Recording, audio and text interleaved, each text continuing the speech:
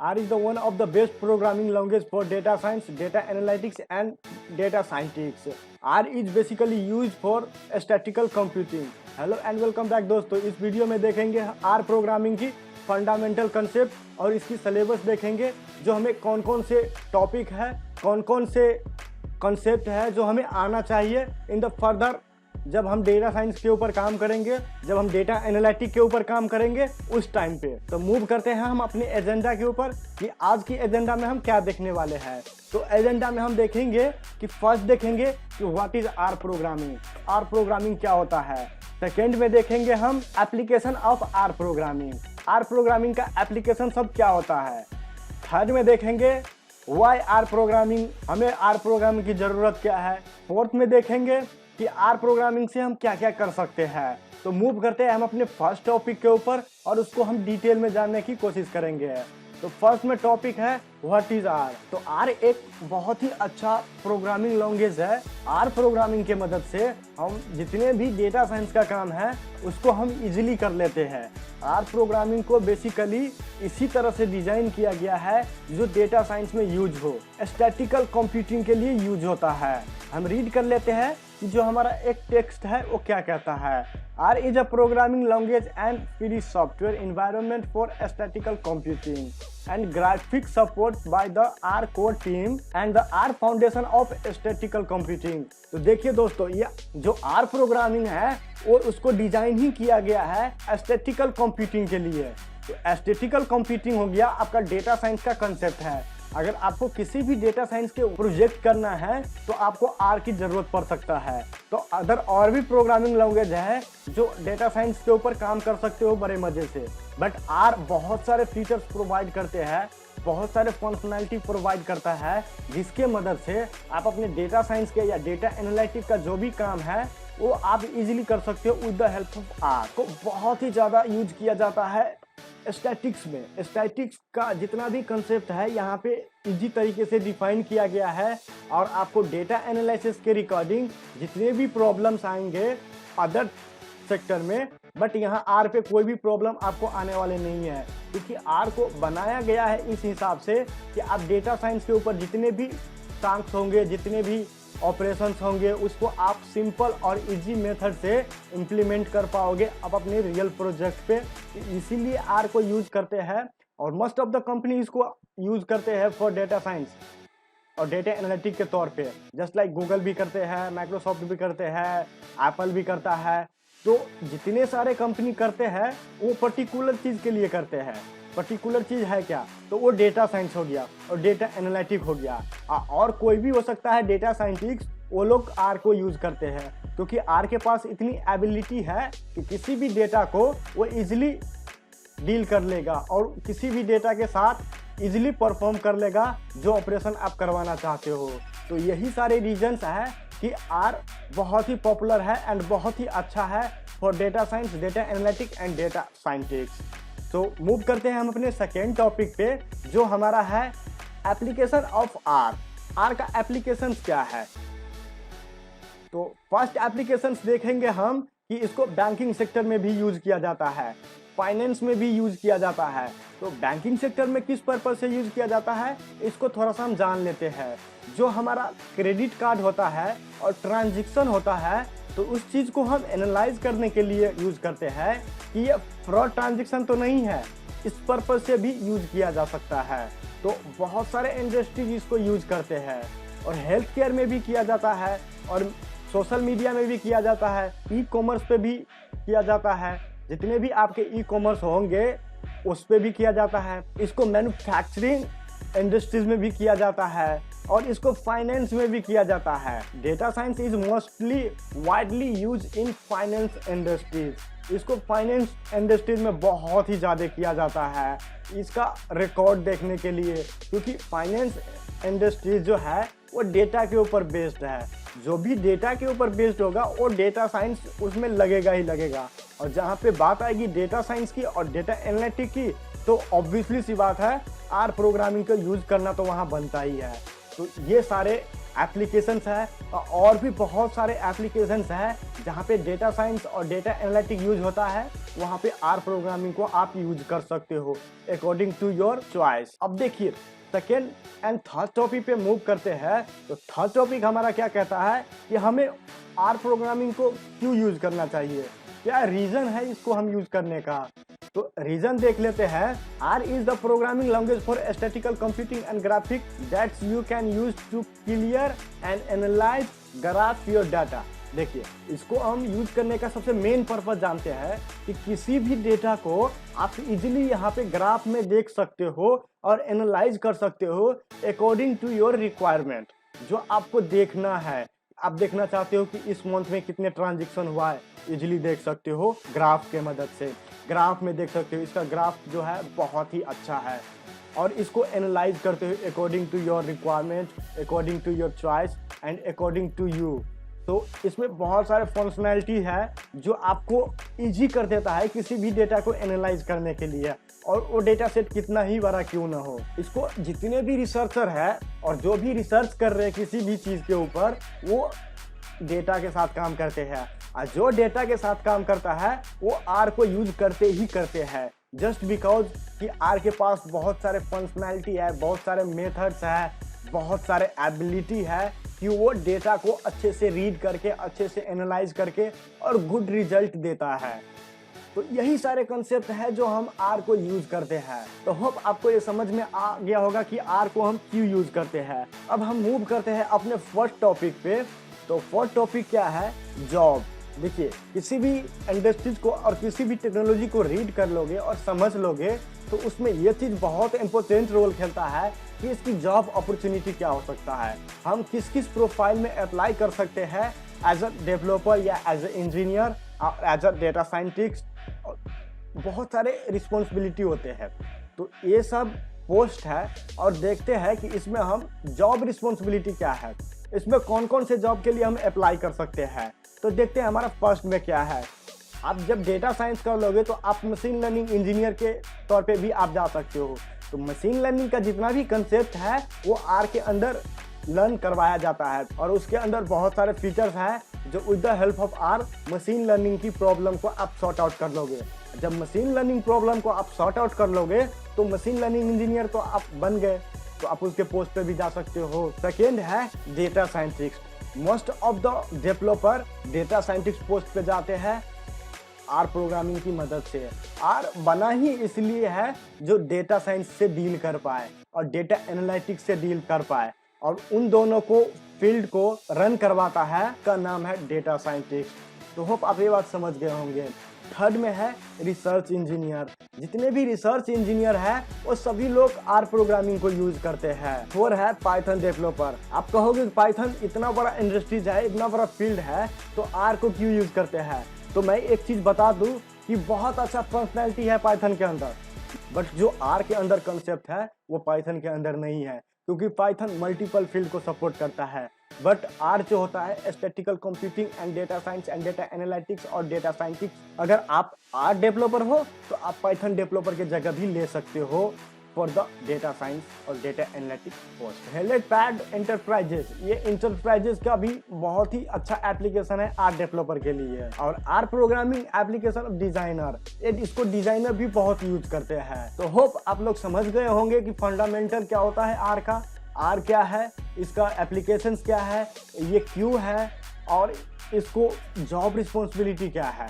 तो इसके पास इतना सारे चीज़ है, तो यही रीजंस है जो हमें आर पढ़ने की ज़रूरत है। तो हम मूव करते हैं, इसको यूज हम कहाँ कहाँ कर सकते हैं। इतने सारे कंसेप्ट जान गए तो होप आशा करता हूँ कि आप लोग ये भी पता होगा कि इसको यूज कहाँ कहाँ करते हैं। अगर नहीं पता है तो आपके माइंड में एक थॉट ज़रूर आया होगा कि इसको यूज हम कौन कौन से सेक्टर में, कौन कौन से प्लेटफॉर्म पे, कौन कौन से इंडस्ट्रीज में करेंगे।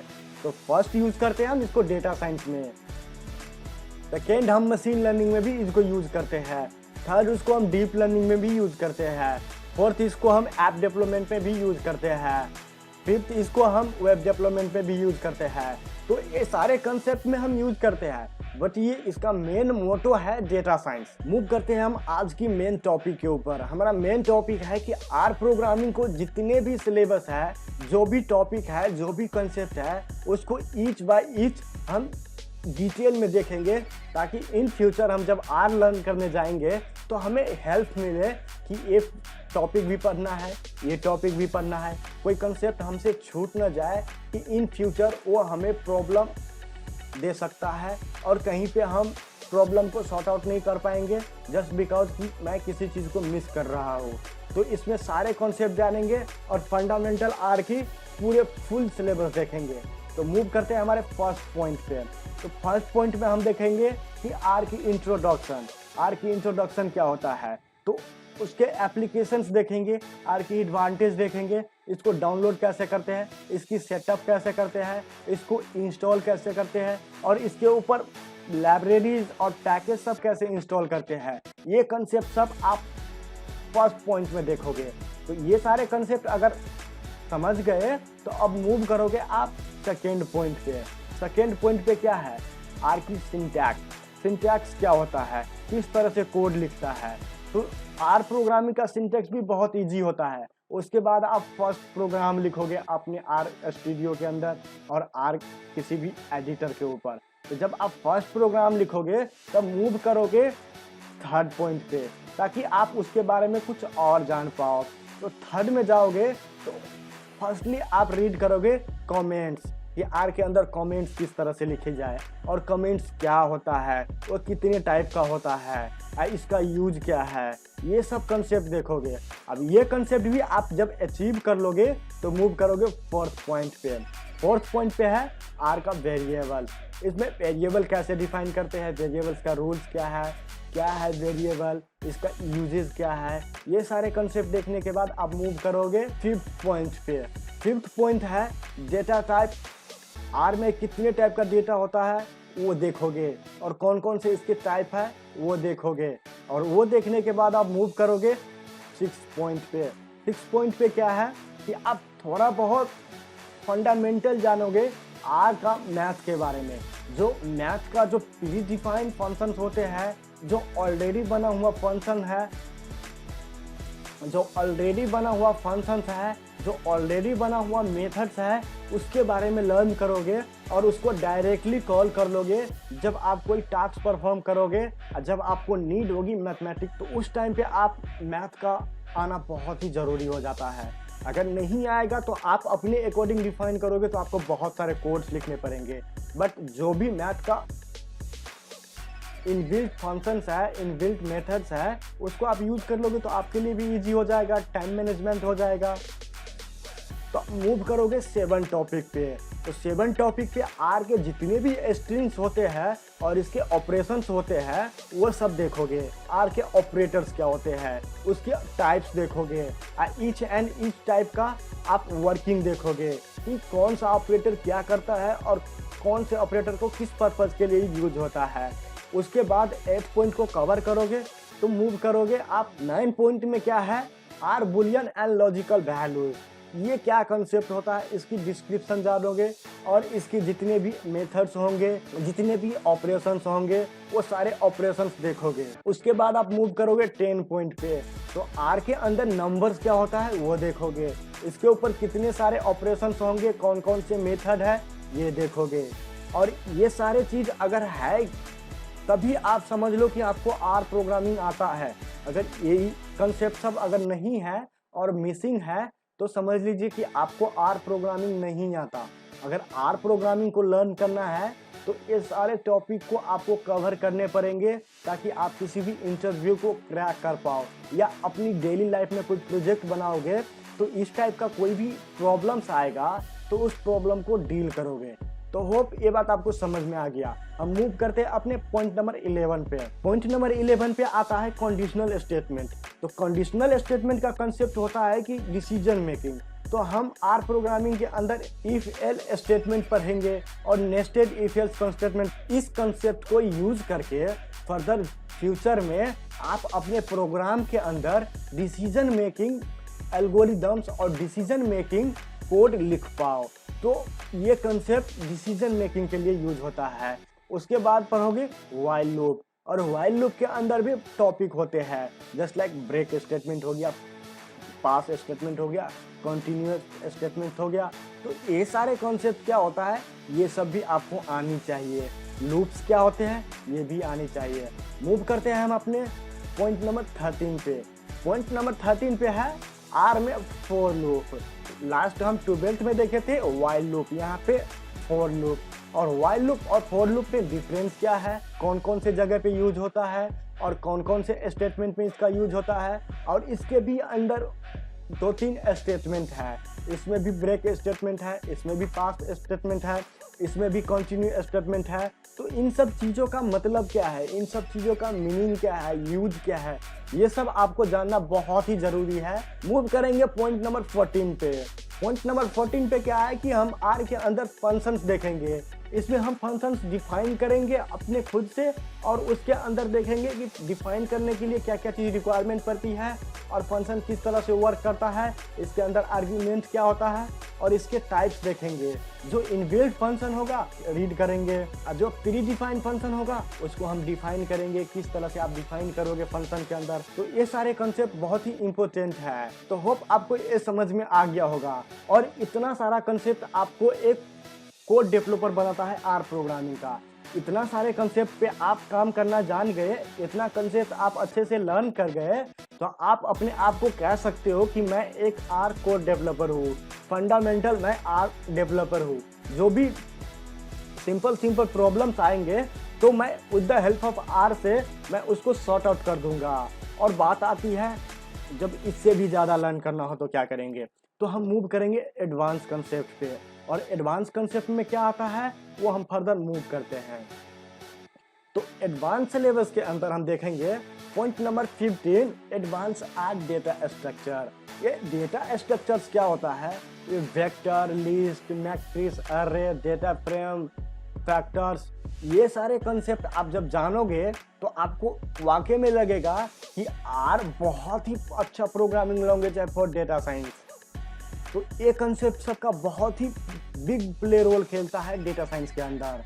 तो होप आपको 15 पॉइंट समझ में आ गया होगा। मूव करते हैं हम अपने पॉइंट नंबर 16 पे। इसमें देखेंगे हम आर के ग्राफिक्स क्या होता है। इसको ग्राफिकली देखने के लिए हमें क्या क्या चीज़ करना पड़ेगा। जस्ट एग्जाम्पल, जब आर आप लर्न करोगे तो आर को बेसिकली स्टैटिकली कंप्यूटिंग के लिए यूज होता है, ग्राफिकली सपोर्ट करता है इसको। तब जब आप ग्राफ बनाने जाओगे तो कौन कौन से टाइप का ग्राफ बनाओगे, ये सारे कंसेप्ट आप जानोगे ग्राफिक्स के अंदर। तो ये सारे कंसेप्ट आपका एक कह सकते हो कि एडवांस कंसेप्ट है। तो ये कंसेप्ट सबको जानना भी बहुत इंपॉर्टेंट है फर्दर द डेटा साइंस। जब आप डेटा साइंस में मूव करोगे तो ये सब कंसेप्ट आपको आता रहेगा, तब आपको डेटा साइंस इजी लगने लगेगा। होप पॉइंट नंबर 16 आपको समझ में आ गया होगा। मूव करते हैं पॉइंट नंबर 17 पे। आर स्टैटिक्स, ये स्टैटिक्स का बहुत ही अच्छा कंसेप्ट देता है। और स्टैटिक्स से मतलब क्या बनता है, तो जो हम लोग स्टैटिक्स पढ़े हैं मैथमेटिक्स में कि किसी भी डेटा से उसका मीडियन कैसे निकाले, मैक्सिमम वैल्यू कैसे निकाले, मिनिमम वैल्यू कैसे निकाले, मोड कैसे निकाले, तो ये सारे मैथमेटिकल कंसेप्ट यहाँ पे यूज होता है। और यहाँ पे प्री डिफाइंड फंक्शन सब बना हुआ है, उसके मदद से आप ये एडवांस लेवल का जो स्टैटिक्स है वो with the help of R से इजीली कर लोगे। होप ये पॉइंट समझ में आया होगा। तो इतना सारे कंसेप्ट आपका आर प्रोग्रामिंग का कह सकते हो ये फंडामेंटल है। ये सारे कंसेप्ट जब एक बार आप जान जाओगे तो आप कह सकते हो कि मेरे को आर प्रोग्रामिंग आता है। और आप कहीं पे भी परचेज कर रहे हो और कहीं से लर्न कर रहे हो, या वो यूट्यूब हो या कोई प्रीमियम साइट हो, आप ये चीज़ ज़रूर देखो उस कोर्स कंटेंट में अगर ये टॉपिक है तो आप उस कोर्स को परचेज करो, अदरवाइज मत करो। अगर इस कोर्स को आप फ्री में भी देखना चाहते हो तो यूट्यूब पे भी बहुत सारे कंटेंट है। जस्ट लाइक आप डिस्क्रिप्शन में भी देख सकते हो कि मैंने इसका लिंक दिया है कि इसको स्टेप बाय स्टेप किस तरह से किया जाए।